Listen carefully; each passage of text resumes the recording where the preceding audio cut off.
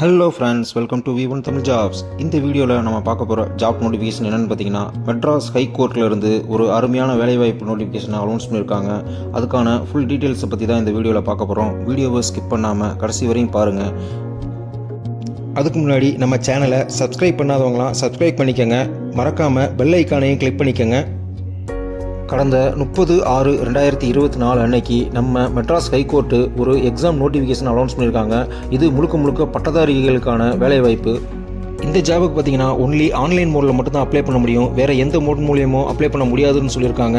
So online மூலியமாக மட்டும் apply பண்ணுங்கள். ஆன்லைனில் அப்ளை பண்ணுறதுக்கான லாஸ்ட் டேட் பார்த்தீங்கன்னா 29/7/2024 ஆன்லைன் அப்ளிகேஷனை ஃபில் பண்ணி கொடுத்துருக்கணும். அது மாதிரி ஃபீஸ் கட்டுறதுக்கான லாஸ்ட் டேட் கொடுத்துருக்காங்க. அதாவது 30/7/2024 வரைக்கும் ஃபீஸ் கட்டிக்கலாம். அதுக்கப்புறம் நம்ம என்ன பண்ணாலும் அப்ளிகேஷனும் ஃபில் ஆகாது, ஃபீஸும் கட்ட முடியாது. போஸ்ட்டுக்கான டீட்டெயில் பார்த்தீங்கன்னா இன்டர்பிரட்டர், அதாவது இன்டர்பிரட்டர்னா மொழிபெயர்ப்பாளர்ன்ற அர்த்தம். மொழிபெயர்ப்பாளர் வந்து தமிழ், தெலுங்கு, ஹிந்தி, கன்னடா, மலையாளம் இந்த 4 லாங்குவேஜுக்கான மொழிபெயர்ப்பாளருக்கான எக்ஸாம் தான் இது. இந்த போஸ்டிங்லாம் பார்த்தீங்கன்னா டைரக்ட் ரெக்ரூட்மெண்ட் போஸ்ட் தான். நெக்ஸ்ட்டு பார்த்தீங்கன்னா நீங்கள் ஆன்லைனில் அப்ளை பண்ணுறதுக்கான வெப்சைட் அட்ரஸை தெளிவாக கொடுத்துருக்காங்க. அதாவது www.mhc.tn.government.in இந்த வெப்சைட்டில் போய் நீங்கள் அப்ளிகேஷன் ஃபார்மை ஃபில் பண்ணிக்கலாம். இந்த அப்ளிகேஷன் ஃபார்மை ஃபில் பண்ணுறதுக்கு முன்னாடி நீங்கள் நோட்டிஃபிகேஷனையும் இன்ஸ்ட்ரக்ஷனையும் ஒரு தடவை தெளிவாக ரீட் பண்ணிடுங்க. அப்ளிகேஷன் ஃபார்ம் ஃபில் பண்ணுறவங்களுக்கு மெயினாக ஒரு அட்வைஸ் கொடுத்துருக்காங்க. அதாவது டெஸ்க்டாப்பு இல்லைனா லேப்டாப்பில் மட்டும் அப்ளிகேஷனை ஃபில் பண்ணுங்கள். வேறு எந்த ஒரு ஸ்மார்ட் ஃபோன்லேயோ இல்லை டேப்லேயோ நீங்கள் அப்ளிகேஷனை ஃபில் பண்ணாதீங்கன்னு சொல்லியிருக்காங்க. இந்த மாதிரி ஒரு சில இன்ஸ்ட்ரக்ஷனை அவங்க கொடுத்துருக்காங்க. ஸோ கேர்ஃபுல்லாக ஒரு தடவை நீங்கள் இன்ஸ்ட்ரக்ஷனை ரீட் பண்ணிக்கோங்க. நெக்ஸ்ட்டு பார்த்தீங்கன்னா நேம் ஆஃப் த போஸ்ட் ஒவ்வொன்று கொடுத்துருக்காங்க. அதாவது interpreter Tamil and Telugu, second ஒன்று இன்டர்பிரட்டர் ஹிந்தி, தேர்டு ஒன்று இன்டர்பிரட்டர் கன்னடா, ஃபோர்த்து ஒன்று இன்டர்பிரட்டர் மலையாளம்.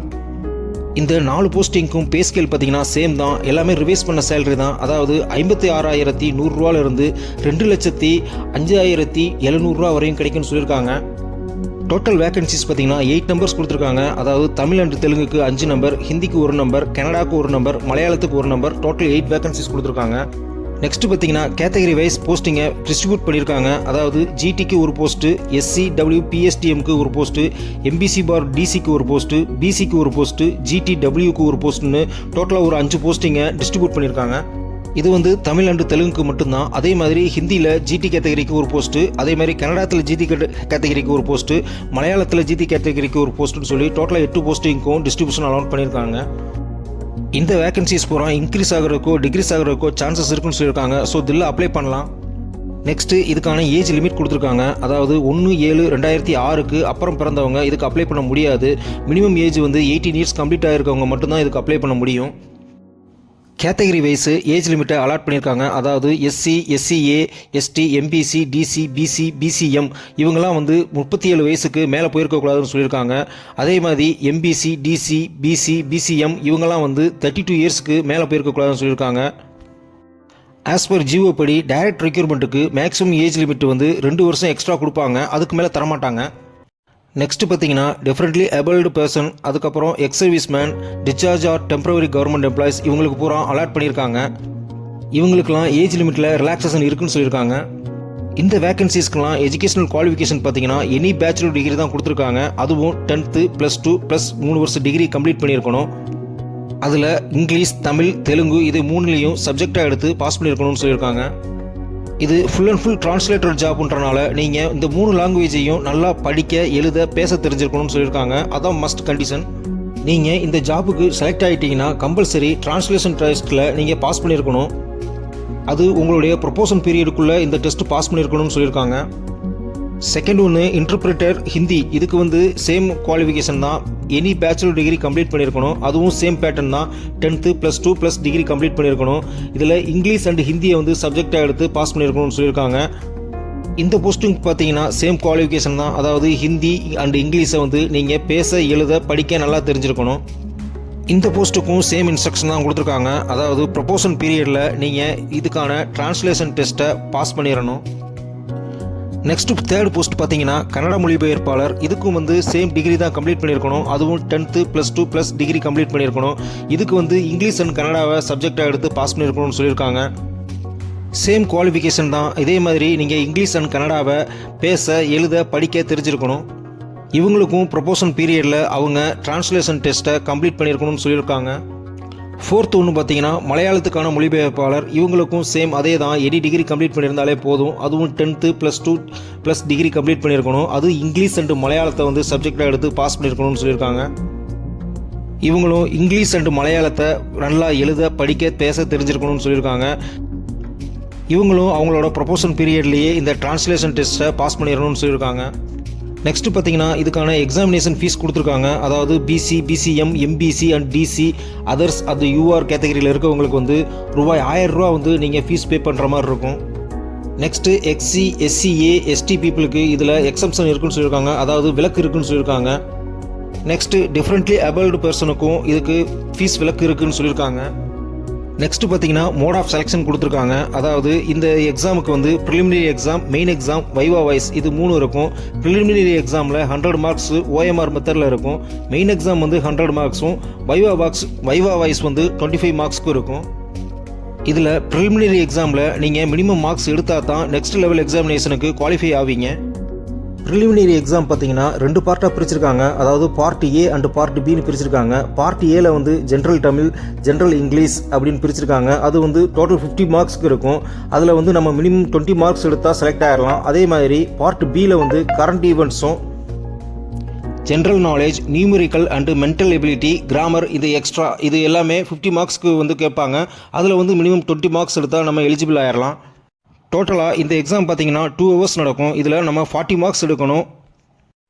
நெக்ஸ்ட்டு பார்த்தீங்கன்னா இந்த part A and part B எக்ஸாமுக்கான சிலபஸ் கொடுத்துருக்காங்க. பார்ட் ஏல பார்த்தீங்கன்னா ஜென்ரல் தமிழ், அதாவது எஸ்எல்சி ஸ்டாண்டர்டில் தமிழ்நாடு ஸ்டேட் கவர்மெண்ட் சிலபஸில் இருக்கும், எஸ்எல்சி ஸ்டாண்டர்டில் இருக்கும். நெக்ஸ்ட்டு பார்ட் பி பார்த்தீங்கன்னா current events, general knowledge, numerical and mental ability, Indian constitution, basic knowledge in computers, Cramer's இது வந்து டிகிரி ஸ்டாண்டர்டில் இருக்கும். பார்ட் ஏக்கான கொஸ்டின்ஸ் பார்த்தீங்கன்னா தமிழ் லாங்குவேஜில் தான் இருக்கும். அதுவே டிஃப்ரெண்ட்லி ஏபிள்டு கேண்டிடேட்டாக இருந்தாங்கன்னா அவங்களுக்கு தமிழ் அண்ட் இங்கிலீஷ் 2 லாங்குவேஜ்லேயும் இருக்கும். பார்ட் பி பார்த்தீங்கன்னா இங்கிலீஷ் லாங்குவேஜில் தான் இருக்கும். அதுவும் நம்ம 40% ஆஃப் மார்க்கு நமக்கு ஸ்கோர் பண்ணணும். அதில் ப்ரிலிமினரி எக்ஸாம் மாதிரியே மெயின் எக்ஸாமையும் 2 பார்ட்டாக பிரிச்சிருக்காங்க. அதாவது பார்ட் ஏ அண்டு பார்ட் பின்னு பிரிச்சிருக்காங்க. பார்ட் ஏவை 4ஆக டிவைட் பண்ணியிருக்காங்க. அதே மாதிரி பார்ட் பியை 3ஆக டிவைட் பண்ணியிருக்காங்க. பார்ட் ஏ பார்த்தீங்கன்னா 16 மார்க்ஸுக்கும், பார்ட் பி வந்து 40 மார்க்ஸுக்கும் கொடுத்துருப்பாங்க. பார்ட் ஏல பார்த்தீங்கன்னா டிரான்ஸ்லேஷன் டெஸ்ட்டு, ஒவ்வொரு டிரான்ஸ்லேஷன் டெஸ்ட்டுக்கும் 6 மார்க்கு நம்ம மினிமம் எடுக்கணும். அதாவது தெலுங்கு டு இங்கிலீஷ்க்கு வந்து 6 மார்க்கு, அதே மாதிரி இங்கிலீஷ் டு தெலுங்குக்கு 6 மார்க்கு, அதே தமிழ் டு இங்கிலீஷ்க்கு 6 மார்க்கு, அடுத்தது இங்கிலீஷ் டு தமிழுக்கு 6 மார்க் எடுக்கணும். ஸோ பார்ட் ஏல வந்து 60 மார்க்குக்கு 24 மார்க் எடுத்து நம்ம பாஸ் பண்ணணும். அதே மாதிரி நெக்ஸ்ட்டு பார்ட் பியில் பார்த்தீங்கன்னா லெட்டர் ரைட்டிங் அண்டு ப்ரிசிஸ் ரைட்டிங்க்கு வந்து 10 மார்க்ஸு, எலாபரேஷனுக்கு வந்து 10 மார்க்ஸு, எஸ்ஏ ரைட்டிங்க்கு 20 மார்க்ஸு, டோட்டலாக வந்து நம்ம 40க்கு வந்து 16 மார்க் எடுத்து பாஸ் பண்ணணும். இந்த மெயின் எக்ஸாமுக்கான டியூரேஷன் பார்த்தீங்கன்னா 3 hours நடக்கும். ஸோ இந்த 4 போஸ்டிங்க்கும் சேம் பேட்டர்ன் தான் கொடுத்துருக்காங்க.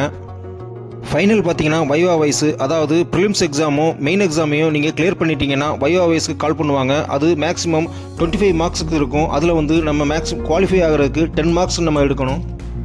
இந்த வைவா வாய்ஸ் மேக்ஸிமம் ஹைகோர்ட் சென்னையில் தான் நடக்கும்னு சொல்லியிருக்காங்க. இந்த வைவா வாய்ஸ் நடக்கிறப்பயே உங்களுடைய சர்டிஃபிகேட்ஸ் எல்லாம் வெரிஃபை பண்ணிடுவாங்க.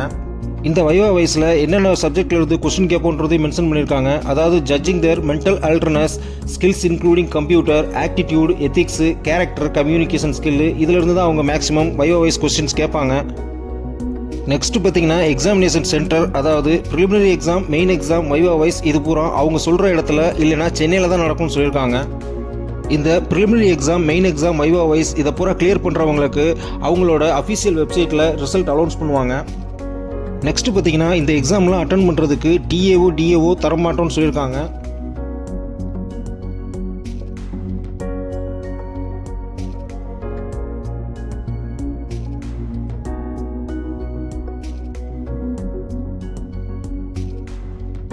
ஃபைனல் ரிசல்ட் பார்த்தீங்கன்னா உங்களுடைய சர்டிஃபிகேட் வெரிஃபிகேஷன்லாம் முடிஞ்சதுக்கப்புறம் தான் அவங்க அனௌன்ஸ் பண்ணுவாங்க. பிளேஸ் ஆஃப் போஸ்டிங் பார்த்தீங்கன்னா மெட்ராஸ் ஹைகோர்ட் சென்னையில் தான் இருக்கும்னு சொல்லியிருக்காங்க. ஸோ ஃப்ரெண்ட்ஸ், இந்த நோட்டிஃபிகேஷனுக்கான லிங்க்கை நான் டிஸ்கிரிப்ஷன் பாக்ஸில் கொடுத்துருக்கேன். மறக்காமல் டவுன்லோட் பண்ணி யூஸ் பண்ணிக்கோங்க. ஒரு தடவை நல்லா நீங்களும் ரீட் பண்ணுங்கள், அதுக்கப்புறமா அப்ளை பண்ணுங்கள். ஆன்லைனில் அப்ளிகேஷன் ஃபார்ம் ஃபில் பண்ணுறதுக்கு லாஸ்ட் டேட் பார்த்தீங்கன்னா 29/7/2024. அதுக்குள்ளே நீங்கள் அப்ளிகேஷன் ஃபார்ம் ஃபில் பண்ணிடணும். இந்த நோட்டிஃபிகேஷனில் கொடுத்துருக்க எலிஜிபிலிட்டி உங்களுக்கு இருந்துச்சுன்னா நீங்கள் கம்பல்சரி அப்ளை பண்ணுங்கள், மிஸ் பண்ணிடாதீங்க. சப்போஸ் உங்கள் ஃப்ரெண்ட்ஸ் யாராவது இந்த ஜாபுக்கு எலிஜிபிளாக இருந்தால் இந்த வீடியோவை அவங்களுக்கு ஃபார்வர்ட் பண்ணுங்கள். மறக்காமல் நம்ம B1 தமிழ் ஜாப் யூடியூப் சேனலுக்கு ஒரு லைக் கொடுத்துருங்க friends. All the best. Thank you.